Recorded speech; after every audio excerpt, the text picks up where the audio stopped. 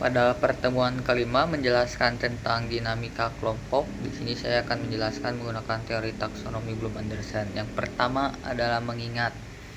Dinamika kelompok adalah proses interaksi dan perubahan yang terjadi antara anggota kelompok yang mempengaruhi cara kelompok bekerja, mengambil keputusan dan mencapai tujuan.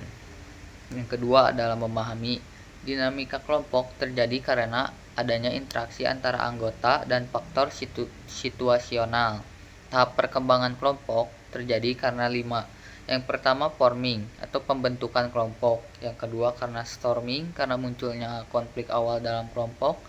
Yang ketiga adalah norming, terbentuk aturan dan kerjasama dalam kelompok. Yang keempat adalah performing, kelompok produktif. Yang kelima adjourning, pembubaran kelompok.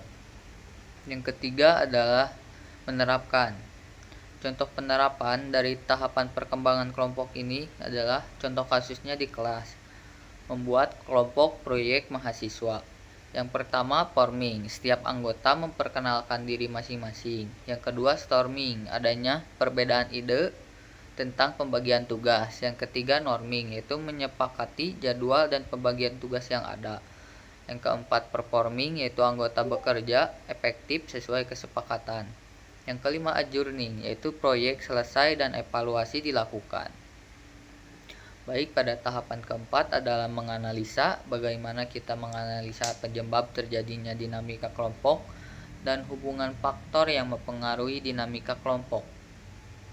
Faktor pertama adalah karena individu, mungkin karena kepribadian, motivasi, dan persepsi. Yang kedua, faktor kelompok karena norma, peran, dan kohesi. Yang terakhir adalah faktor situasional, karena jangkauan kelompok dalam memberikan tugas dan tenggat waktu yang diberikan.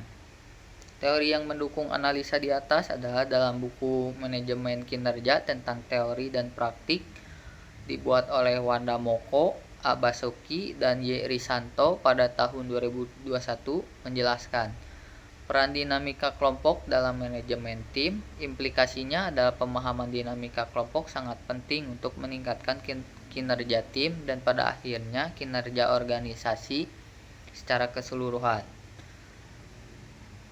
Yang teori kelima adalah mengevaluasi. Bagaimana evaluasi dari terjadinya dinamika kelompok? Yang pertama adalah kelebihan.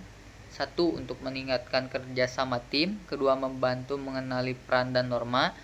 Yang ketiga, mengurangi konflik dan mendorong produktivitas dan kreativitas. Kekurangannya adalah yang pertama, butuh waktu untuk dipelajari. Yang kedua, hasil tidak selalu konsisten. Lalu ancaman yang ada adalah konflik bisa terus terjadi. Yang kedua, kehilangan fokus pada tujuan. Yang ketiga, ketergantungan pada kepemimpinan dinamika kelompok. Peluang yang ada pada dinamika kelompok pertama adalah pengembangan soft skill dari setiap individu. Kedua, peningkatan efektivitas organisasi atau kelompok. Yang ketiga, inovasi dalam manajemen kelompok.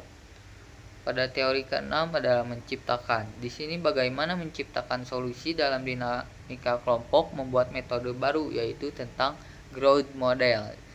Yang pertama adalah goals, membuat tujuan yang jelas pada dinamika kelompok. Kedua, roles, memberikan tugas dan peran tanggung jawab setiap anggota kelompok.